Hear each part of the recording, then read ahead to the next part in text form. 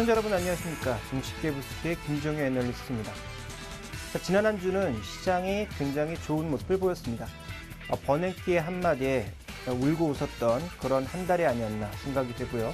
또 이번 한 주에 버냉키가 한 발 뒤로 물러섬으로써 시장의 안정감이 나타나는 그런 모습이었는데요. 자, 이번 주 주목해 볼 만한 이슈 어떤 것들이 있고 또 핫 종목은 어떤 것들이 있는지, 또 중요하게 우리가 봐야 되는 리포트, 미래 산업에 있어서 중요하게 봐야 되는 리포트들은 또 어떤 것들이 있는지 잠시 후에 자세히 점검해 보면서 증시의 한 주 흐름을 꿰뚫어 보도록 하겠습니다.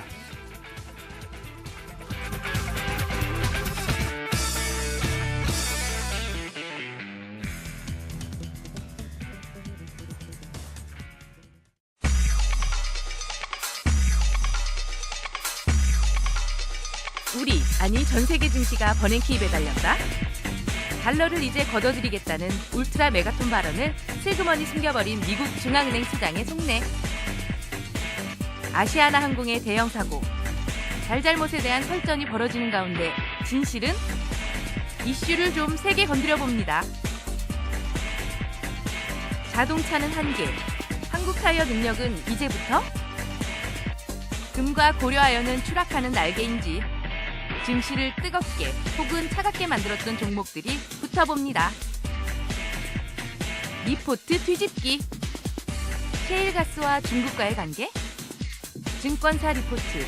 믿어야 할까 버려야 할까? 분석들을 좀 뒤집어 봅니다. 증시 깨부수기 시작합니다.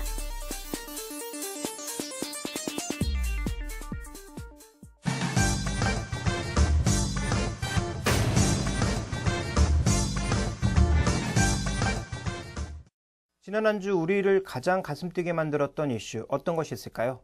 그 1위를 꼽아보자면 단연 버냉키를 꼽아볼 수가 있습니다. 불과 한 달 전만 하더라도 버냉키의 발언으로 인해서 전 세계 금융시장이 벌벌 떨었죠. 특히 달러의 급등, 채권 금리의 급등으로 인해서 이머징 마켓의 변동성이 그 어느 때보다도 확대되는 모습이었고요. 우리 시장에서도 외국인 매도와 함께 국채 금리의 변동, 이런 것들이 복합적으로 작용하면서 시장의 조정 압력이 굉장히 거세지는 한 주를 보였습니다. 자, 버냉키는 이번에 어떤 얘기를 했길래 과연 시장은 변하고 있는 것일까요? 자, 버냉키 얘기를 한번 짚어보도록 하겠습니다. 자, 가장 먼저 얘기한 것은 양적 완화와 관련돼서 크게 변화된 것이 없습니다. 기본적인 기조는 그대로 이어나가겠다라고 하는 것인데 시장은 왜 이렇게 환호를 하는 것일까요? 그에 대해서 먼저 알아보게 되면 이 금융시장의 변화가 나타났다는 점에서 그 의미를 찾아볼 수가 있습니다. 그동안 여러 가지 우려로 달러도 먼저 크게 강세를 보여왔고 채권금리도 굉장히 높아지는 양상이었죠. 그래서 이런 부분들 어느 정도 재료의 선반영이 있었는데 막상 버냉키는 이번 발언을 통해서 뚜렷하게 달라진 내용이 없고 오히려 금융시장 불안에 대해서는 경계하는 목소리를 냈죠. 그래서 그동안 가이던스로 제시한 고용률 6.5%, 그다음에 인플레 2.5% 이런 것들만 바라보는 시각에서 금융시장의 안정도 그러한 가이던스와 똑같이 바라보겠다. 이런 얘기가 나오면서 시장은 굉장히 환호를 한 것입니다. 그래서 상당 기간 금리는 뒤늦게 인상할 것이고 그리고 두 가지를 구분해라라는 얘기를 했죠. 테이퍼링이라고 하는 양적 완화의 축소와 타이트닝이라고 하는 금리 인상은 분명히 다르다. 그래서 금리 인상은 굉장히 먼 얘기고 양적 완화 축소는 전제를 달았습니다. 고용의 회복이 전제돼야 된다라고 하는 이 전제를 달았는데 이 전제는 지난 6월 달 얘기에도 분명히 있었던 얘기입니다. 그럼에도 불구하고 이번에 시장은 9월 달에 안 할 수도 있지 않을까라는 분위기에 굉장히 환호하는 모습이었고요. 또 같은 날 FOMC 의사록이 발표가 됐죠. FOMC 의사록에서 나왔던 얘기는 한 6명 정도가 지표 회복만 있다면 양적 완화는 거둬들여야 된다라는 얘기를 했음에도 불구하고 시장은 버냉키 얘기에 더 흥분을 하면서 미국 증시 기준으로는 4일간 랠리, 우리 증시 기준으로는 이틀간 좀 반등하는 모습을 보여주었다. 이렇게 좀 봐야 될 것 같습니다. 전체적으로 지금 시장의 변화가 나타나고 있는 핵심 중에 하나가 그동안 달러 강세로 인해서 또 수요 둔화로 인해서 계속 약세를 보이던 상품 가격들이 움직이고 있다는 거죠. 달러가 상승폭이 둔화되면서 바닥을 모르고 떨어졌던 금값이 반등하기 시작했고요. 또 바닥을 모르고 빠지던 미국의 에너지 관련주들이 오르는 모습을 보여주었습니다. 자, 그렇다면 도대체 이런 해프닝은 왜 일어나고 있는 것인지 점검을 해보도록 하겠습니다. 먼저 몇 가지 그림을 준비해 봤는데요. 준비된 그림을 살펴보면서 내용을 보겠습니다. 자, 먼저 첫 번째 그림은 전 세계 펀드 동향입니다. 근데 이게 언제부터냐면, 자, 2008년도부터의 흐름이거든요. 2008년도부터 한 5년간의 지금 펀드 흐름을 나타내고 있는 것인데, 이 펀드 흐름 속에서의 특징은 뭡니까? MMF의 감세 속에서 신흥국 채권 펀드 쪽으로 돈이 엄청나게 몰려갔고, 또 상대적으로 미국 채권이나 유럽 채권보다 수익률이 높은 하이힐드 채권 쪽으로 돈이 굉장히 몰려나가는 모습이었는데요. 최근 한 2달간의 흐름을 보시면 하이힐드 채권과 신흥국 채권에서 돈이 굉장히 많이 빠져나오는 모습을 나타내고 있습니다. 버냉키가 우려했던 것은 뭐냐면 경기를 살리기 위해서 돈을 풀었더니 이 돈이 모두 어디로 갔느냐? 신흥국 채권, 그리고 하이힐드 채권과 같은 굉장히 공격적인 채권으로 갔다라는 거죠. 그러니까 단기 금리를 낮춰주면서 시장에서 실물 쪽으로 돈을 돌리기 위한 노력을 했습니다만 실제로 실물 쪽으로는 돈이 돌지 않았고요. 주택 시장을 살리는 정도, 그리고 또 한 가지 시장에서 작용을 했던 것은 그 낮은 금리에도 불구하고 연준에 돈을 맡겨놓는 정도, 그리고 돈을 운영하는 데 있어서는 달러가 그동안 강세를 보이지 못해서 오히려 외부 쪽으로 달러 캐리라고 해서 낮은 달러로 돈을 빌려서 외부로 나가는 그런 자금들이 많아졌고, 이 돈이 어디로 갔냐면 해외 쪽으로 보면 신흥국 채권 펀드로, 그리고 또 한 가지 중요한 것은 미국 내에서는 하이힐드, 정크본드와 같은 굉장히 신용도가 낮은 위험한 채권으로 돈이 흘러 들어갔다는 거죠. 그런데 버냉키가 최근에 얘기하고 있는 건 뭡니까? 미국 경제가 점점 정상화되고 있다는 것을 지적을 하고 있습니다. 그렇다면 자연스럽게 금리가 상승할 수밖에 없는 국면이고요. 금리가 상승하는 국면에서 나타날 수 있는 가장 큰 변동 요인은 같이 가격이 올라갔던 위험 채권들, 신흥국 채권이라든지 달러가 환수되는 과정에서 변동성이 확대될 수 있는 신흥국 채권이라든지 하이힐드 채권 쪽에 너무 쏠린 돈을 먼저 조절을 해야 되겠죠. 그러니까 버냉키는 지난달에 강한 발언을 통해서 시장에 경고를 줬던 겁니다. 덩달아 오른 것들은 이제부터 긴장해라. 달러는 되돌아올 것이고 전체적인 자금 흐름이 선진국에서 신흥국으로 가는 흐름이 아니라 이제는 반대로 신흥국에서 선진국으로 되돌아올 거다라는 그런 예측을 한 것입니다. 이런 부분들이 시장의 부담으로 나타난 것이라고 볼 수가 있겠고요. 자, 그 다음 그림을 한번 살펴보도록 할까요? 그 다음 그림 보시면 전체적인 통화 흐름과 함께 전 세계 자금의 변동이 나오게 되는데요. 자, 이쪽은 신흥국입니다. 신흥국의 통화 가치가 지금 굉장히 급속도로 떨어지고 있죠. 그러면서 파란색으로 표시되고 있는 자금의 흐름도 크게 꺾이면서 빠져나오고 있는 상황입니다. 제가 조금 전에 말씀드렸다시피 신흥국 쪽에서는 이제 돈이 빠져나오는 국면, 그러다 보니까 실제적으로 지금 이 채권 금리나 이런 것들도 변동이 되면서 통화 가치도 빠지고 있고요. 자금도 빠져나오고 있는 양상이 벌어지고 있지만 반대로 지금 선진국 쪽에서는 어떤 현상이 나타나고 있는 거냐? 지금 이 회색으로 표시되고 있는 것이 달러 가치인데요. 달러 가치가 올라가면서 전체적으로 지금 선진국, 서유럽, 일본, 미국과 같은 이런 국가들의 돈이 폭발적으로 돈이 들어오고 있는 거죠. 그러니까 이쪽에 있던 돈들이 이쪽으로 돌아오는 모습을 보여주고 있다. 이것이 지금 자금 이동의 핵심이라고 볼 수가 있겠고, 이런 자금 흐름의 이동 속에서 버냉키가 의도한 것은 덩달아 올랐던 이 채권의 전반적인 재조정을 필요로 했다. 그래서 이번 발언을 통해서 의도한 바는 이뤘는데 이 변동이 생각보다 너무 커지다 보니까 버냉키가 이번 달에는 의사조절을 함으로써 시장의 안정화를 꾀하고 있다고 좀 볼 수 있을 것 같고요. 자, 그 다음 한번 살펴볼까요? 지금 선물 쪽에서도 어느 정도 변동을 보여주고 있는 것과 함께 지금 FRB가 가장 중요하게 보고 있는 지표, 바로 고용지표와 함께 물가인데요. 지금 고용지표를 보시면 고용지표 회복되고 있지만 경제활동 참가율은 미국의 전반적인 고용 상황의 질이 안 좋아졌습니다. 경제활동에 참가하는 사람들은 계속 줄어들고 있죠. 근데 실업률은 지금 현재 낮아지고 있다면 무슨 얘기입니까? 경제활동에 참가하는 사람들이 떨어졌기 때문에 실업률이 자연스럽게 좋아지고 있는 현상이 나타나고 있는 거죠. 그래서 다시 한번 언급드리지만 미국 고용의 질은 아직 본격적으로 회복되지 않았다라는 점을 지금 연준은 계속 강조해주고 있기 때문에 탄력적으로 고용지표가 회복되어야 미국 소비가 살아날 것이고 미국 경제가 살아난다라는 시각을 가지고 있는 거고요. 그 옆에 그림을 보시면 미국의 지금 물가인데요. 지금 이 핵심 소비자 물가도 중요하지만 그거보다 더 중요한 게 연준이 더 중요하게 보고 있는 것은 코어 PCE라고 하는 것입니다. 이게 이제 연준이 직접적으로 보고 있는 물가인데 이 물가 같은 경우에는 계속 1%의 낮은 국면에서 지금 헤매고 있거든요.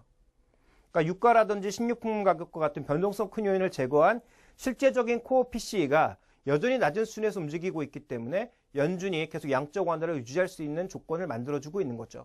역으로 뒤집어서 고용이 좋아진다든지 이쪽에서의 반등이 빠르게 나타난다면 결국은 정책을 빨리 걷어들일 가능성도 있다라는 점이 현재 우리가 좀 봐야 될 점인데 아직까지는 이쪽의 움직임은 그렇게 빨라지지는 않을 것으로 예상하고 있습니다.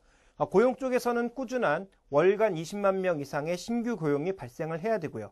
그다음에 물가 쪽에서는 코어 PCE 기준으로 2%에 근접하는 흐름을 보여야 연준의 흐름이 바뀔 수 있다는 점.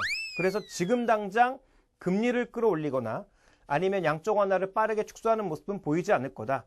양적 완화를 축소하더라도 물가나 이쪽을 보면서 속도를 조절할 것이다라는 시장의 안도 랠리가 나타나고 있다고 봐야 될 것 같고요. 자, 그 다음 그림 살펴볼까요?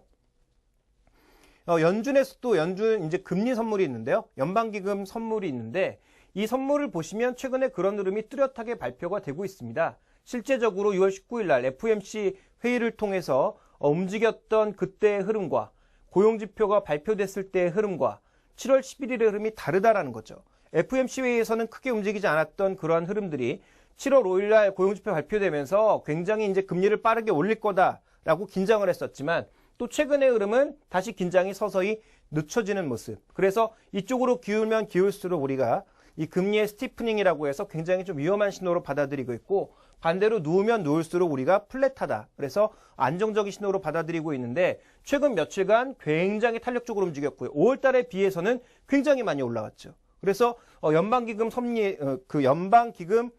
금리 선물에서 여러 가지 위험들을 지금 반영하는 과정에서 이 전체적인 커브가 굉장히 흔들리고 있다는 거죠.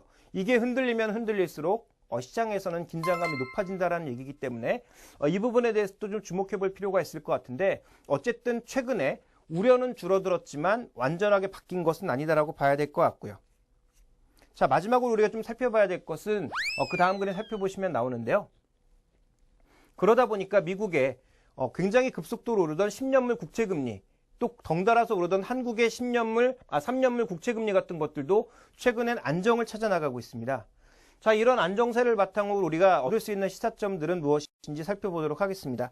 가장 먼저 첫 번째 시사점은 그동안 급격하게 움직였던 금융시장의 움직임들이 이제는 조금 잦아들 가능성, 즉 변동성 자체가 조금 축소될 가능성에 대해서 우리가 이제 문을 열어둬야 될 것 같고요. 자, 이런 과정에서 가장 많이 빠졌던 종목군들의 제자리 찾기가 가장 먼저 진행되겠죠.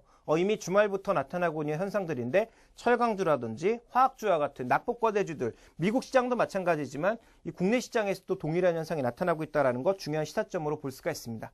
또 세 번째로는 현재 우리가 가장 중요하게 시사점으로 봐야 될 것은 이것이 우리 시장을 포함한 이머징 마켓의 추세 복귀를 의미하느냐 이 부분을 봐야 되는데요. 여러 번 언급드렸지만 버냉키의 정책이나 여러 가지 주변 분위기는 선진국 쪽에 경제를 부양하고 선진국 쪽을 바라보는 시각 그리고 선진국 쪽으로 몰려드는 돈이기 때문에 결국은 한국에 미치는 영향은 제한적이다라고 봐야 되는 거고요. 그렇다면 미국은 다르지만 한국이나 이머징 국가들은 안정이지 회복이 아니라는 겁니다. 결국은 이머징 국가의 탄력적인 반등, 과거처럼 고점을 넘어서는 그런 반등을 기대하기에는 아직까지 너무 이르다라고 봐야 될 것 같고요. 그렇다면 한국의 수혜가 나타날 수 있는 업종이 굉장히 제한적이라는 점을 보면서 버냉키의 이번 발언의 핵심은 결국은 안정을 찾아가고 있는 것이지만 이 안정이 추세의 회복을 나타내는 것은 아니고요.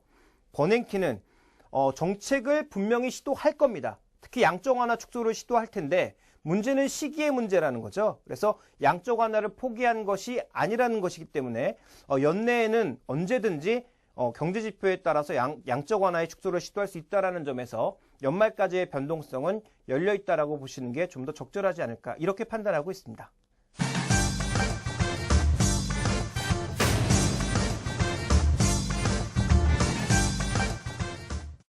자, 여기서 이제 첫 번째 이슈를 살펴봤고요. 자, 우리가 이제 두 번째 이슈를 살펴보도록 하겠습니다. 이번 주 뉴스란을 굉장히 뜨겁게 달궜던 두 번째 이슈는 바로 아시아나항공 사고입니다. 자, 이 이슈에 대해서 왜 바라보고 있느냐? 어떻게 보면 굉장히 안타까운 사고죠. 굉장히 안타까운 사고지만 이 사고 안에서 분명히 우리가 얻을 수 있는 시사점이 있고 또 경제적인 흐름이 있기 때문에 살펴봐야 될 것 같습니다. 실제적으로 누가 잘못이냐 이런 부분들을 살펴보기 이전에 우리가 좀 언급해 볼 내용들이 있는데요. 최근에 나오고 있는 뉴스의 흐름들을 보시면 미국 쪽에서는 계속 지적하고 있는 것이 조종사의 잘못을 지적을 하고 있고, 자, 우리나라에서는 무엇을 지적하고 있습니까? 시스템 문제나 혹은 이 그 항공기 자체 결함에 대해서 지적을 하고 있는 그런 양상입니다. 자, 누구의 말이 맞을지는 저도 모르는 얘기입니다만 여기에선 숨겨진 중요한 경제적인 함의가 있습니다. 자, 준비된 그림을 살펴보시면 이 보잉이라고 하는 기업의 일봉입니다. 근데 최근에 꾸준하게 신고가를 보여주고 있고요. 그 다음 그림 살펴보시면 유럽의 EADS라고 하는 항공산업의 대표적인 종목, 또 방위산업의 대표적인 종목인데, 자, 이 종목도 유럽 시장의 최근의 흐름과는 다르게 굉장히 탄력적인 모습이죠. 유럽 시장이 크게 꺾여 내려온 것에 비한다면 굉장히 견조하게 버티고 있는 상황입니다. 아까 보잉과는 조금 달라 보이긴 합니다만 전체적으로 굉장히 양호한 주가 흐름을 보여주고 있는데, 이 현상이 왜 나타나고 있는 거냐면 이머징이 돈을 벌기 시작하면서 어떤 수요가 많이 늘었습니까? 항공 수요가 많이 늘었다라는 거죠. 항공 수요가 많이 늘면서 결국은 전 세계 항공기 발주가 굉장히 많이 늘었고요.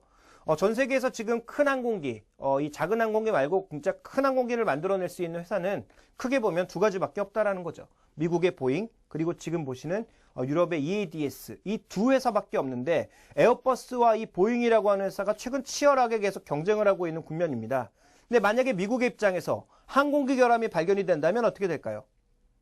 사람들의 선택이 최근에 보잉 쪽으로 돌아선 선택에서 EADS, 에어버스 쪽으로 강력하게 돌아설 수가 있다라는 거죠. 그러니까 미국은 절대 항공기의 결함을 인정할 수 없는 것이고요. 그다음에 별 사고가 없었던 샌프란시스코의 항공 시스템 결함에 대해서도 절대 인정할 수가 없는 거죠.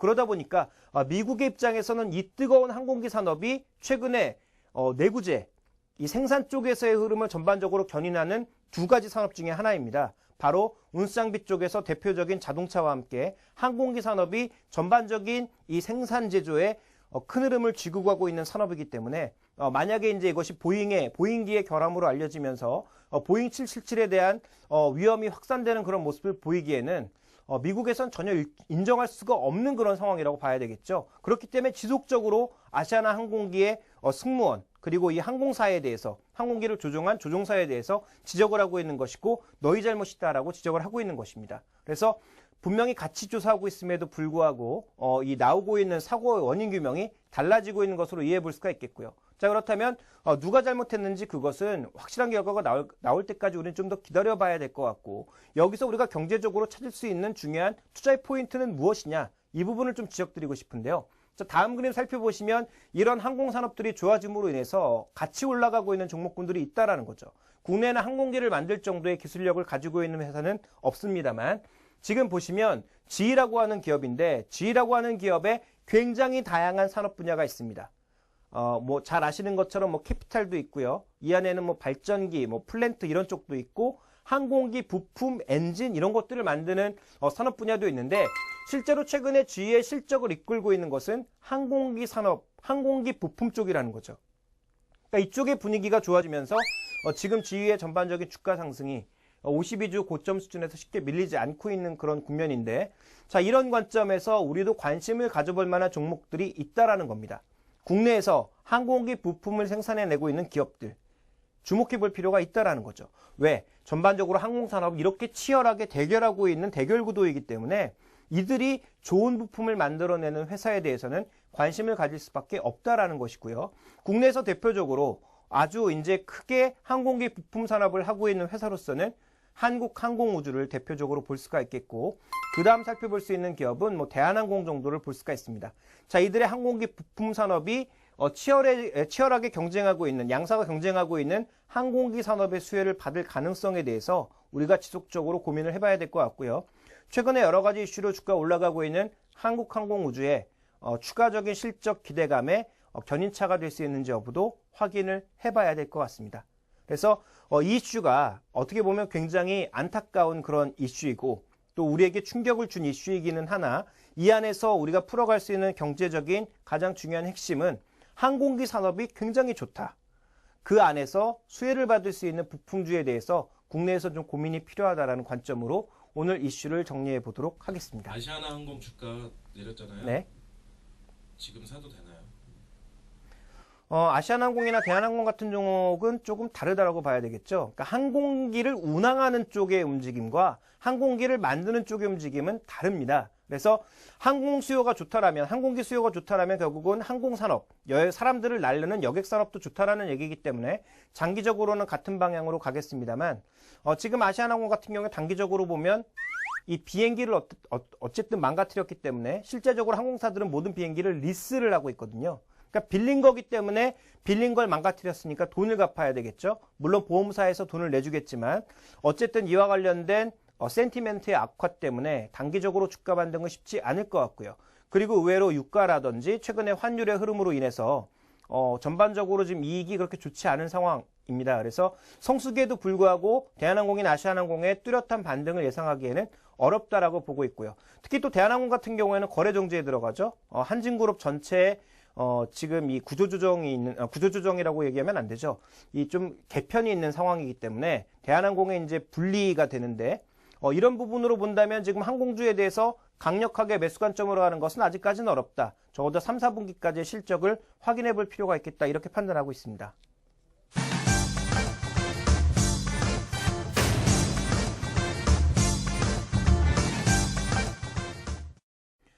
네, 시장의 전반적인 분위기가 좋아지면서 전체적인 종목군들이 모두 뜨겁게 달궈지는 상황입니다. 하루 이틀 흐름만 보면 그렇다라는 건데요. 근데 추세적으로 좋아지고 있는 종목과 낙폭과대를 만회하고 있는 종목은 분명히 다르다라고 봐야 되겠죠. 그래서 이번 주에 전반적으로 모두 올랐지만 실제로 좋은 종목, 추세를 이어나가고 있는 종목과 낙폭과대 이후에 단기 반등하고 있는 종목군들을 핫과 콜드 종목으로 분리를 해서 살펴보도록 하겠습니다.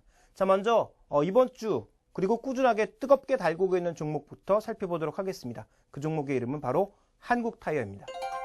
자, 최근 타이어가 왜 이렇게 좋은 모습을 보여주고 있을까요? 이미 뉴스를 통해서 다들 알고 계시겠지만 가장 중요한 이유는 수익성의 향상입니다. 결국은 분기 실적이 좋아질 것으로 예상이 되고 있고요. 특히 한국타이어 같은 경우에는 올해 연간 기대하고 있는 영업이익이 1조 수준이라는 거죠.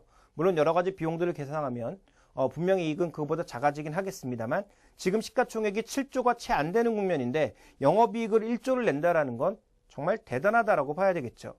그럼 왜 이렇게 좋아지고 있는 거냐? 하나하나 원인을 조금 분석해 보도록 하겠습니다. 자, 먼저 준비된 그림을 보시면 지금 한국타이어를 비롯한 타이어 업계의 투입 원가입니다. 그러니까 아무래도 이런 제조업들은 원가의 비중이 굉장히 높다라고 볼 수가 있겠는데 지금 보시면 분기별로 원가가 계속 빠지고 있는 양상입니다. 타이어가 뭐를 쓸까요? 타이어가 천연고무와 함께 부타디엔이라고 하는 석유화학에서 나온 일종의 화학 제품을 중요한 원료로 사용하고 있는데 최근에 부타디엔 가격도 급락하고 있고요. 천연고무 가격도 같이 급락하고 있습니다. 그러다 보니까 전반적인 투입 원가가 계속 하락하고 있는 거죠. 그러니까 투입 원가가 하락한다는 것은 무엇을 의미합니까? 이게 제품 가격의 하락을 의미하는 게 아니거든요. 결국은 원가만 떨어지고 있는 국면에서 제품 가격은 견조하게 유지가 되고 있기 때문에 제품 마진폭이 점점 확대된다는 거죠. 그러니까 우리가 흔히 생각하면 자, 화면을 잠깐 다시 좀 볼까요? 전체적 화면을 보시면 만약에 원가가 한 3,500불이라고 합시다. 3,500불로 이렇게 일정한데 원가만 계속 떨어지게 되고 제품 가격은 일정하게 유지가 되면 이 간격이 점점 넓어지죠. 이 간격이 뭡니까? 이 간격이 결국 마진이거든요. 그러니까 마진이 좋아지면서 전체적으로 지금 한국타이어 같은 타이어 업체들의 흐름이 전반적으로 좋아지고 있다. 이렇게 좀 볼 수 있는 상황입니다. 자, 그래서 지금 증권사들 쪽에서는 어떻게 전망하고 있는지 영업이익 전망을 살펴보도록 하겠습니다. 자, 다음 그림 살펴보시면 영업이익과 함께 영업이익률 전망인데요. 자, 2012년에도 굉장히 좋다고 했는데 2013년에는 전반적으로 분기별로 봤을 때 더 레벨이 올라가죠. 이익률 수준도 거의 14% 수준으로 올라갑니다. 영업이익률이 이 정도 수준이고요. 자기자본이익률은 20%대까지 올라간다는 거죠. 그러니까 자기자본을 투하해서 벌어들이는 돈이 20%가 넘어간다는 얘기는 무슨 얘기입니까? 결국은 5년 지나면 자기 자본만큼 돈을 벌어들인다는 얘기죠. 그러니까 똑같은 회사를 하나 더 만들 수 있다는 얘기입니다. 쉽게 말씀드리면. 결국 최근에 한국타이어의 가장 큰 핵심은 뭐냐면 이 좋은 이익률을 꾸준하게 이어나갈 가능성이 높아지고 있다는 쪽에 시장이 무게를 두고 있는 것이고요. 그러다 보니까 최근에 주가에 꾸준한 반등이 나타나고 있다고 봐야 될 것 같습니다. 자, 그러면 이 한국타이어 전반적인 흐름을 지역별로 살펴보도록 하겠습니다. 자, 다음 그림 살펴보도록 할까요? 자, 지금 보시면 지금 한국타이어가 제지해내고 있는 그 지역들인데요. 한국이 가장 많지만 최근에 점점 확대되고 있는 지역 쪽을 보시면 중국 비중이 올라가고 있고요. 이제 유럽 쪽에 이제 헝가리라든지 인도네시아 쪽에서 생산이 2013년부터 시작되면서 꾸준하게 증가하고 있는 모습이 발견이 되고 있습니다.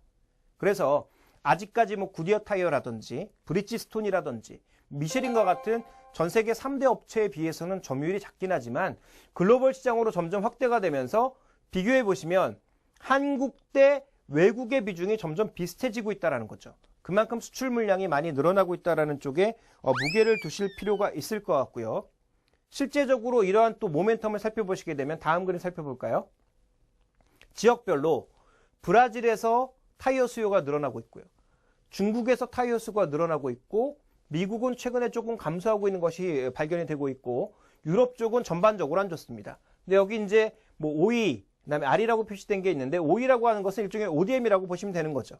그러니까 한국 타이어 자체 제품을 파는 것이 아니라 아예 회사로 납품하는 GM이나 쉐보레 같은 이런 회사에 납품을 해서 그 브랜드에서 한국 타이어 제품을 달고 나오는 것을 이제 OE라고 하는데 이런 OE 제품들이 전반적으로 늘어가고 있는 것, 특히 글로벌 시장에서 모두 늘어가고 있는 것은 굉장히 고무적이라는 거죠.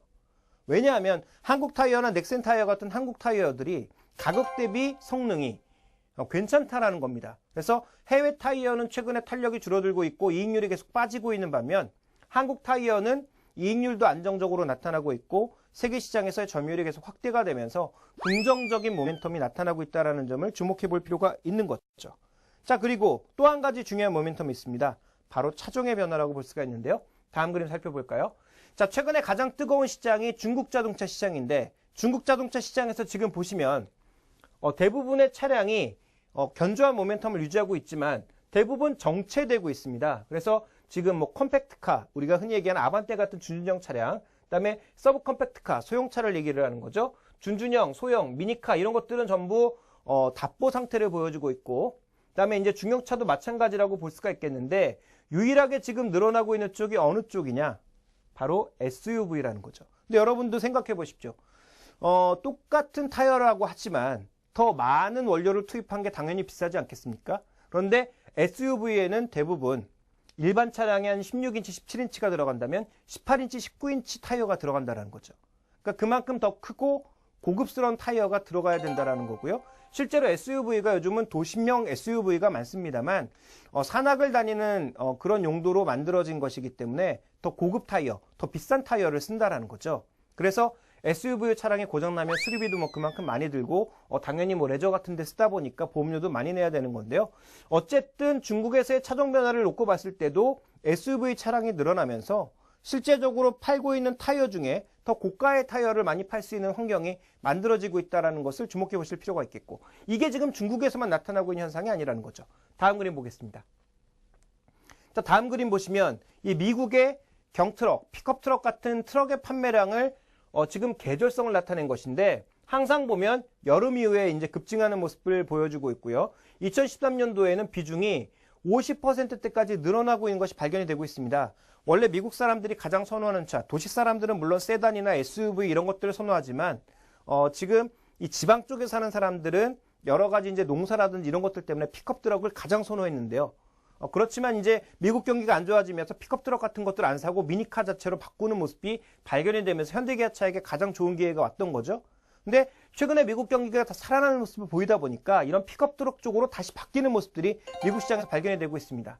그런데 픽업 트럭도 마찬가지라는 거죠. 기름 굉장히 많이 먹고 차가 크다 보니까 당연히 큰 타이어를 쓸 수밖에 없는 그런 환경들이 미국과 중국, 뭐 브라질 같은 국가를 중심으로 나타나고 있다는 점을 주목해 보실 필요가 있겠고 자연스럽게 휠이 큰 제품들이기 때문에 더 좋은 그런 타이어를 쓸 수밖에 없다라는 거죠. 그래서 지금까지 뭐 드린 말씀을 종합해 보자면 나쁜 게 단 한 가지도 없습니다. 다 좋은 얘기밖에 없는데요. 그러면 한국 타이어를 지금 당장이라도 사야 되느냐? 이 투자 전략을 좀 정리를 해 보도록 하겠습니다. 지금 당장 사는 건 좋지만 분할해서 조정 시에 매수하는 것이 좋겠다라고 먼저 결론을 말씀드리겠습니다. 자, 그렇게 말씀드리는 이유는 한국 타이어 아까 말씀드렸다시피 해외 쪽에서 굉장히 좋은 모멘텀이 나타나고 있고 그 모멘텀이 주가 상승의 이유이기는 하나 아직까지는 한국이 핵심입니다. 그런데 지금 우려되고 있는 게 뭡니까? 현대차 그룹을 포함해서 자동차의 핫투가 대기하고 있는 상황입니다. 그러니까 자동차의 핫투 기간 동안 만약에 또 조업을 뭐 중단한다든지 이런 것들이 나타나게 되면 예상했던 이익이 변동될 수 있다는 위험이 있고요. 또 하나, 지금 유가 급등을 통해서 원재료 가격이 반등을 할 가능성도 배제할 수가 없는 국면이죠.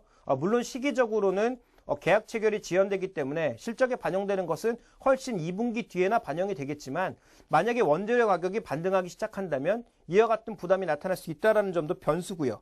또 하나 이제 이머징 마켓 쪽에서 중국 쪽의 변수와 같은 그런 돌발 변수가 나타나기 시작한다면 현재 밸류에이션이 비싼 것은 아니나 어쨌든 문제가 생길 수 있다는 관점에서 한국 타이어 사기는 사되 조정을 이용해서 사고 좀 더 낮은 가격에서 분할하는 방법으로 모아나가는 것이 좋을 것 같고요. 실적의 피크는 아무래도 2014년 2분기 정도에 나타날 가능성이 높다는 점을 말씀드리면서 아직까지는 매수의 국면이다. 이렇게 정리해 보도록 하겠습니다.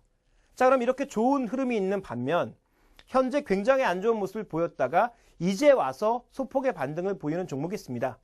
자, 바로 고려아연이라고 볼 수가 있는데요. 자, 고려아연에 대해서 점검을 해보도록 하겠습니다. 자, 먼저 준비된 그림부터 살펴보도록 할까요? 자, 먼저 지금 고려아연의 가장 큰 문제는 뭐냐면 한국타이어와 반대입니다. 한국타이어는 이익이 이렇게 올라와서 쭉 가고 있는 상황이라면 이는 반대로 내려와서 쭉 갈 것이다라는 전망이 주가를 막고 있는 가장 중요한 요소라는 거죠. 그래서 지금 2011년에 가장 좋았던 이런 이익을 다시는 보지 못할 가능성이 제기되고 있다는 것이 바로 고려아연의 문제라고 볼 수가 있습니다. 이 부분을 이제 시장이 인지하기 시작하면서 주가는 하락하기 시작한 거고요. 그 다음 이제 그림을 살펴보시면 고려아연을 둘러싸고 있는 환경도 아직까지는 개선되기가 조금 어려울 것 같은데요. 자, 다음 그림 살펴보도록 하겠습니다. 보시면 아연의 재고량과 함께 아연 가격인데요. 아연 가격이 아직도 좀처럼 회복되지 않고 있습니다. 중국발 수요가 둔화되면서 나타나고 있는 비철금속들의 거의 대동소이한 흐름이고요. 또 재고도 지금 작지 않은 모습입니다. 그래서 이 높은 재고 때문에 그리고 중국의 수요 둔화 때문에 이 아연 가격의 빠른 회복, 2008년, 2009년, 2010년에 나타났던 그런 긍정적인 흐름은 기대하기가 어렵다라는 거죠. 그러면 가장 본업이라고 볼 수 있는 아연 가격의 회복이 지연이 되면서 낮은 수익성을 유지할 가능성, 물론 다른 전 세계 업체보다 가장 좋은 수익률을 유지할 것으로 기대가 되고 있습니다. 그럼에도 불구하고 주목해 봐야 될 것은 어쨌든 아연 가격이 낮아지고 있다는 건 그만큼 시황의 불안감이 나타나고 있다는 것을 주목해 보실 필요가 있겠고요. 그 다음 살펴봐야 될 게 이제 금과 은입니다. 금과 은이 뭐냐면 이 아연과 연을 만드는데 부산물로 나오는 거거든요. 근데 솔직히 금은 별로 나오지 않고요. 은이 대부분 이제 부산물로 나오게 되는데 이 은 가격이 최근에 폭락하고 있는 것, 또 금 가격이 폭락하고 있는 것이 고려아연에 굉장히 민감하게 작용을 하고 있습니다. 그래서 지금 준비된 그림은 무엇을 나타내고 있는 것이냐? 금의 가격, 그리고 은의 가격이고요. 여기 좀 지저분하게 표시되어 있는 하늘색 그림들은 여기에 들어가고 있는 투기적인 포지션, 즉 상업적인 포지션이 아니라 말 그대로 금을 투기적으로 거래해서 이해를 내는 그런 포지션들인데요. 지금 보시면 금 가격이 빠지는 과정에서 투기적인 포지션도 10년 내 거의 최저치로 모두 내려와 있다는 겁니다. 그래서 어느 정도의 기술적 반등은 나타날 수 있는 구간이기는 하나 금과 은 가격도 지금 당장 반등하기에는 전반적인 업황이 그렇게 밝지는 않다. 이렇게 봐야 될 것 같습니다. 그래서 지금 고려아연을 둘러싸고 있는 환경 자체가 그렇게 녹록하지가 않다라는 거죠. 그러면 고려아연이 반등할 수 있는 근거는 정말 자산가치 대비해서 많이 빠졌다든지 단기 낙폭이 너무 과대하다든지 아니면 단기적으로 반등할 수 있는 모멘텀이 나온다든지 이런 것들을 점검을 해봐야 되는 거죠. 그래서 이익 전망이 상당히 좀 중요하다고 볼 수가 있겠는데요. 자, 지금 이익 전망을 보시면 언제쯤 반등할 것으로 보이느냐? 분기별로 봤을 때는 2013년 3분기에나 모멘텀이 좋아질 것으로 보고 있고요. 연도별로 봤을 때도 마찬가지입니다. 2013년도에 어느 정도의 개선이 나타날 것으로 예상되고 있다는 관점에서 전체적으로 지금 고려아연의 전반적인 이익 추이는 3분기나 되어야 회복세를 보이면서 2014년도에는 좀 더 좋아지는 모습으로 시장은 예상을 하고 있습니다. 자, 그렇다면 투자 전략은 아까 한국타이어와는 다르게 어떻게 가져가야 될까요? 자, 이런 종목군들은 오히려 단기적으로 기회가 있다고 보여집니다. 단기적으로 금 가격의 안정이라든지 주변 분위기의 안정이 나타난다면 오히려 탄력적으로 반등을 시도할 만한 요인들이 나타날 수 있다는 거죠. 그런데 중기적으로는 여전히 실적의 불확실성이라든지 수요의 불확실성, 금 가격과 같은 상관계수가 높은 상품 가격의 불확실성이 남아있는 상황이기 때문에 중장기적으로 봤을 땐 아주 길게 보지 않는다면 트레이딩을 통해서 계속 비중을 조절해 나가는 전략이 필요하다고 봐야 될 것 같습니다. 자, 그래서 지금 현재 구간에 상승세를 꾸준하게 보여주고 있는 종목들에 대해서는 이익을 확인하면서 꾸준하게 모아나가는 전략이 필요하겠지만 낙폭과대를 통해서 회복을 꾀하고 있는 종목군들은 정말 길게 보거나 아니면 단기 트레이딩을 통해서 이익을 확보하는 전략이 아무래도 유효한 투자 전략이 되지 않을까. 오늘 이 두 가지 종목을 통해서 시장의 전반적인 종목군들의 흐름을 짚어봤습니다. 자, 금 많이 떨어졌잖아요, 지금. 그렇죠? 금 사고 싶은데 지금 사도 되나요? 금을 이제 뭐 실물로 사느냐 아니면 ETF로 사느냐에 따라 다른데요. 금이요, 실제금. 실제금은 제가 보기엔 사지 않으시는 게 좋을 것 같고요. 왜냐하면 가격이 떨어지는 것에다 보관 비용까지 들 수가 있기 때문에 금을 뭐 사서 자기 집에다 둘 수는 없잖아요. 그래서 이 금을 어떻게 또 다른 보관소에 보관을 해야 되는데 제가 보기엔 보관 비용까지 이중으로 들 가능성이 높아 보입니다. 그래서 금 실물을 사시는 것에 대해서는 저는 뭐 반대를 하고 싶고요. 어떻게든 이제 내년 정도에 인플레가 가파라질 가능성이 있다는 점을 고려해 보면 인플레치를 위해서 금을 포트폴리오에 일부 편입하는 것은 괜찮은 전략이죠. 그렇다면 보관 비용이 드는 금 실물을 사시기보다는 금 ETF에 투자를 하시되 전체적인 비중은 포트폴리오 내에서 한 15%에서 20% 정도, 그리고 금 가격의 변동성이 있기 때문에 하락하는 구간을 이용해서 꾸준하게 좀 매수를 하시는 그런 전략, 분할 매수를 하시는 전략이 필요하다라고 보고 있고요. 금 실물에 대해서는 제가 보기에는 그렇게 큰 메리트는 없어 보인다, 이렇게 판단하고 있습니다.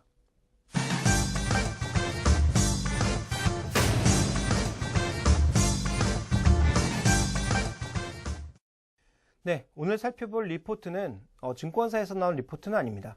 여러분들께 한 가지 팁을 드리자면 네이버의 증권란에 가시면 뭐 제가 NHN이라고 하는 어떤 종목을 선호해서 네이버를 말씀드리는 것이 아니라 실제로 과거에 이제 우리가 증권 관련 이 포탈 쪽에서는 꼽았던 뭐 팍스넷이라든지 싱크풀 이런 데보다 최근에 네이버 증권란이 더 정리가 잘 돼 있죠. 그래서 네이버 증권란에 가시면 투자 전략란에 지금 경제 멘토가 되실 만한 그런 분들이 칼럼을 쓰는 란이 있습니다. 그 칼럼 안에 굉장히 의미가 있고 재미있는 칼럼이 있어서 여러분들에게 소개를 시켜드리고자 하는데요. 경희대 전병서 교수가 쓴 글입니다. 스마트폰 이후의 세상을 보자라는 뭐 그런 제목으로 리포트를 냈는데요. 앞단에 보시면 지금 현재 금융시장에 대한 굉장히 많은 얘기들이 있습니다. 그런데 그 얘기는 한마디로 그리고 이 한 가지 그림으로 귀결지어 볼 수 있습니다. 먼저 이 그림이 의미하고 있는 것은 뭐냐? 그림이 좀 굉장히 복잡해 보이지만 현재 이 푸른색 차트는 S&P 500 차트고요. 자, 그리고 이 빨간색 차트는 미국의 GDP 성장률로 이해하시면 될 것 같습니다. 자, 그 다음에 이 노란색으로 표시되고 있는 차트는 미국채 10년물 수익률입니다. 이것으로 지금 무슨 얘기를 하고 싶은 거냐면, 자, 미국의 지금 성장률이 1%, 2% 사이를 왔다 갔다 하고 있습니다. 그런데 S&P 500 지수는 지금 사상 최고 수준까지 다시 올라갔죠. 미국채 수익률이 바닥을 찍고 반등하고 있는 국면입니다. 그러니까 전체적으로 이분의 얘기는 무슨 얘기를 하고 싶은 거냐면 지금 미국 시장을 포함한 선진국 시장으로 돈이 흘러들어가고 있고 정책도 계속 시장에 유리하게 쓰고 있지만 이건 지금 펀더멘탈에 의한 장세가 아니다. 유동성 장세라는 거죠. 그러니까 유동성 장세에 의해서 미국 시장이나 선진국 시장도 언제든지 흔들릴 수 있다라는 점을 지적을 하면서 현재 달러 패권을 중심으로 돌아가고 있는 유가 문제 이런 것들을 지적을 하고 있습니다. 자, 그러면서 이제 셰일가스 부분을 건드리고 있는데요. 다음 그림 살펴보시면 이 셰일가스라고 하는 게 어떤 거냐 다 아시겠지만 암석층 안에 이 암석 형태로 녹아있는 이 가스를 퍼올리는 거죠. 그런데 그동안 이 퍼올리는 기술이 없어서 안 퍼올렸다? 아닙니다. 퍼올리는 기술은 있었는데 돈이 워낙 많이 들다 보니까 안 팠던 거죠. 그런데 미국에서 수압파쇄법이라고 하는 것이 발견이 되면서 이렇게 이제 파 들어가서 실제로 상업 생산을 하고 있는 거고요. 이 상업 생산이 가파라지는 것은 올 하반기부터 내년부터 가파라질 것으로 예상이 되고 있습니다. 자, 그런데 이 셰일가스가 어디에 묻혀 있는지 살펴보게 되면 다음 그림 살펴보시면 미국과 캐나다 이런 국가에 굉장히 많이 묻혀 있고요. 빨간색으로 표시가 되고 있죠. 그 다음에 이제 이 남아메리카 쪽에도 브라질을 중심으로 좀 많이 묻혀 있는 것이 발견되고 있고 유럽의 일부, 오세아니아 일부, 남아프리카 공화국, 그리고 중국 뭐 이런 국가들에 굉장히 많이 묻혀 있습니다. 근데 양으로 보시면 가장 많은 양이 묻혀 있는 게 중국입니다. 그래서 이제 중국이 셰일가스를 개발하면서 유가를 통제하기 시작하면 달러의 패권력이 이루어질 수 있다. 뭐 이런 얘기도 좀 나오고 있는데요. 뭐 그에 대해서 뭐 장기적으로 좀 살펴봐야 되겠죠. 어쨌든 여기서 얘기하고 있는 핵심 뭐냐면 미국이 지금 금융과 유가, 달러 이 세 가지 이것을 가지고 이제 달러 패권을 조절을 하고 있는 양상인데 만약에 중국의 셰일가스가 본격적으로 생산되게 되면 미국이 유가의 어떤 이 아이러니에 빠지면서 달러의 패권력이 약해질 수도 있다라는 그런 얘기도 하고 있고요. 또 하나 이제 중국에서 재미있는 건 뭐냐면 그 다음 그림 살펴보시면 중국이 지금 이렇게 많은 셰일가스가 묻혀 있음에도 불구하고 쉽게 개발을 못하고 있는 이유 바로 이쪽 지역이 사막 지역이고 물이 부족하기 때문이죠. 그래서 지금 중국이 계획하고 있는 게 뭐냐? 다음 그림 살펴보시면 바레만에서 시작해서 우르무치까지 뚫는 일종의 운하를 계획하고 있습니다. 그러니까 바닷물을 끌어들여서 이렇게 물을 대는 거죠. 그럼 이 지역을 녹지화시킬 수가 있는 거고 녹지화시킨과 동시에 물이 공급이 되니까 발전소 같은 것들을 만들 수가 있고 사람들을 많이 이주시킬 수가 있는 거죠. 그래서 이런 부분들에 대한 계획들이 나타나고 있기 때문에 장기적으로 봤을 때 유가의 경쟁력이라든지 달러의 패권력 이런 것들에는 변동이 나타날 수가 있다. 그래서 이분이 하고 싶은 얘기는 결론적으로 뭐냐 하면 국제금융시장의 지금 움직임이 좋아 보이지만 유동성으로 밀어붙이는 거고 이런 미국의 흐름도 중국이나 여러 가지 변수에 의해서 흔들릴 수 있기 때문에 결국은 정말 돈이 될 만한 것들을 우리가 살펴봐야 된다는 것을 지적하고 있는 겁니다. 자, 그럼 정말 돈이 될 수 있는 것들이 지금 어떤 것들이 있는지 우리가 좀 살펴보도록 하겠습니다. 자, 그 다음 그림 살펴보게 되면 바로 전기차인데요. 자, 이분의 얘기를 그대로 빌자면 우리가 이제 전기차면 떠올리는 게 테슬라, 중국의 비아디, 그리고 그 이외에 BMW, 많은 자동차 회사들을 떠올리지만 이게 이제 길게 가게 되면 배터리 만드는 회사가 다른 데에서 뭐 이렇게 물질을 빌려서 자동차를 만들 수도 있고 또 뭐 타이어를 제조했던 회사가 자동차를 만들 수도 있고 어쨌든 이 시장은 굉장히 좋아 보이는 시장이지만 좋아 보이는 시장이기 때문에 향후 블루오션이 아닌 레드오션이 될 가능성이 있다. 경쟁이 격화될 가능성이 있다는 것을 지적을 하고 있고요. 그 다음 그림 살펴보시면 또 하나 이제 성장 거도를 얘기를 하고 있는 것이 구글 글래스, 아이와치와 같은 입는 컴퓨터들이죠. 웨어러블 컴퓨터들인데 이런 것들도 이제 경쟁 심화가 나타날 가능성에 대해서 좀 고민되는 그런 시기고요. 그 다음 그림 살펴보시면 자, 중국의 기술이 의외로 발전하면서 중국이 통신위성, 우주정거장 이런 것들을 스스로 만들어내고 있다는 거죠. 그래서 이 중국의 기술 발전에 따른 시장의 변화 가능성, 즉 과거 1위였던 것이 계속 1위가 될 가능성이 없다는 거죠. 그러니까 얼마 전에 노키아의 몰락이라든지 이런 것들에 대한 또 설명이 있고요. 그 다음 그림 살펴보시면 삼성도 지금 하드웨어 쪽에서는 애플을 제치고 드디어 이제 1위를 했습니다만 이 1위가 불안한 1위가 될 수 있다는 겁니다. 그러니까 결국은 경쟁 격화에 따라서 언제든지 블랙스완 현상이 나타날 수가 있고 1위가 언제든지 뒤바뀌고 언제 1위가 몰락하는 그런 현상들을 우리가 쉽게 발견할 수 있다는 거죠. 대표적인 예로 든 것이 20년 전에 GM이 미국에서 가장 좋은 회사 중에 하나였지만 실제로 20년이 지나다 보니까 그때 굉장히 보잘것없었던 애플이 그 위치가 역전되었다는 것을 지적을 하면서 시장의 변화가 이렇게 빠르게 나타나고 있기 때문에 우리가 투자를 해야 되는 가장 핵심적인 부분은 미래에 정말 성장할 만한 산업들을 골라서 그 산업에 집중적으로 투자하는 것이 필요하다. 장기적인 시각을 가지고 집중적인 투자가 필요하다는 겁니다. 다시 한번 요약드리자면 전 세계의 변동성이 워낙 큰 상황이고 경쟁 관계가 격화되다 보니까 결국은 우리가 투자할 만한 새로운 거리들을 찾아나갈 필요가 있는 거고요. 그리고 미국은 지금 금융으로 인해서 경제가 살아나는 것이 아니라 미국의 실물 경제가 정말 살아나기 위해서 필요한 것은 바로 실물이다. 그런데 그 실물은 IT 쪽에서 올 가능성이 굉장히 높다라는 것을 지적을 하고 있습니다. 자, 그래서 이분의 얘기를 이제 좀 쭉 정리를 해 봤는데요. 그러다 보면 우리가 이제 살펴봐야 될 것은 무엇이냐. 먼저 얘기했던 셰일가스 쪽에서 가장 주목해 봐야 되는 것은 이 장기적으로 중국의 뭐 이런 흐름들이 아니라 그건 정말 장기적으로 봐야 되는 거. 왜냐하면 운합하는데 한 2년 걸릴 거고 또 이제 여러 가지 발전 소진인데 뭐 1년 정도 걸린다는 것을 고려해 보면 굉장히 먼 얘기이기 때문에 지금 당장 우려되는 게 뭐냐. 국내 석유화학 업체들에게 부담이 될 가능성이 있다는 거죠. 미국의 산업 생산을 시작하고 있는 셰일가스들이 바로 내년부터 이제 수출을 하게 되는데 그러다 보면 석유화학 제품들의 공급 초과 가능성이 제기가 되고 있는 상황이어서 단기적으로 보면 이 부분에 대한 좀 우리가 우려가 필요하고요. 그 다음 살펴봐야 될 것은 조금 전에 이제 이분의 얘기대로, 전병석 교수의 얘기대로 IT 쪽, 미국의 IT 서비스가 늘어난다면 어떤 것들이 늘어나느냐, 이 부분에 대해서 우리가 좀 살펴봐야 될 것 같은데요. 이미 다 답은 나와 있습니다. 시장에서 이미 제시가 되고 있는 상황이죠. 대표적으로 클라우드와 빅데이터. 이와 관련돼서 우리가 좀 살펴봐야 되는 것은 데이터 센터를 보유하고 있는 통신주들과 함께 NHN 같은 포탈주들을 주목해 보실 필요가 있을 것 같고요. 장기적인 흐름에서요. 여기서 얘기하는 장기는 뭐 3, 4년 후의 장기가 아니라 1년 정도를 내다보는 장기를 얘기하는 거고요. 그 다음 살펴봐야 될 것은 전기차. 뭐 최근에 이제 중소형 테마주들까지 같이 움직이고 있는데 이런 테마주들은 제가 보기에 굉장히 위험해 보이는 종목들이 많습니다. 그래서 이런 테마주를 쫓아가시기보다는 조금은 시간이 걸릴 것으로 예상되나 뭐 LG화학이나 삼성 SDI 같은 그래도 좀 규모가 있는 배터리 업체들에 대한 관심이 필요하지 않나라고 보고 있고요. 또 하나 이제 중요한 것은 미국뿐 아니라 일본, 유럽에서 통신망 고도화가 이루어지고 있는 상황이기 때문에 중국을 포함한 이들 국가의 통신망 고도화에 수혜를 받을 수 있는 종목들.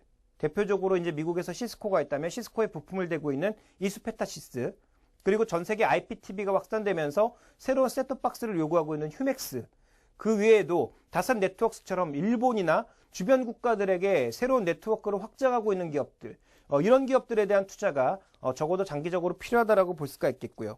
그 다음에 우리나라가 이제 자랑할 수 있는 것이 바로 디스플레이죠. 차세대 디스플레이 쪽에서 가장 앞서가고 있는 것으로 최근 얘기가 되고 있기 때문에 상장되어 있지 않지만 삼성 디스플레이라든지 아니면 여기에 물질을 제공할 수 있는 제일모직, 그리고 OCI 머티리얼즈, 뭐 이런 기업들에 대한 관심이 좀 필요하지 않나라고 판단하고 있고요.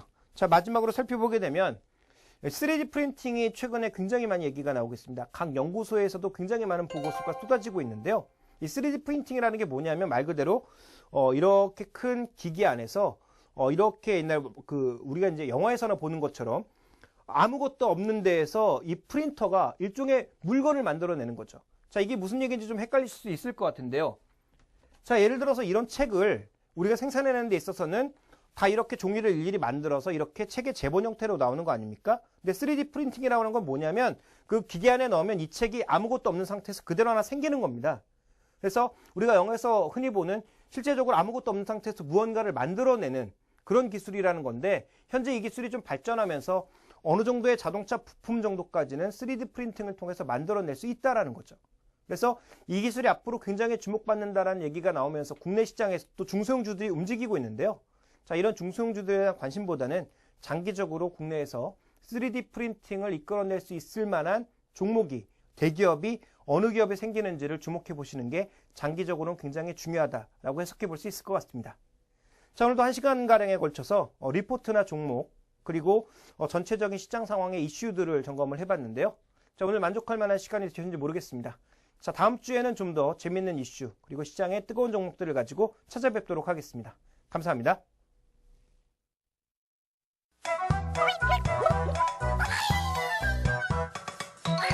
Bye.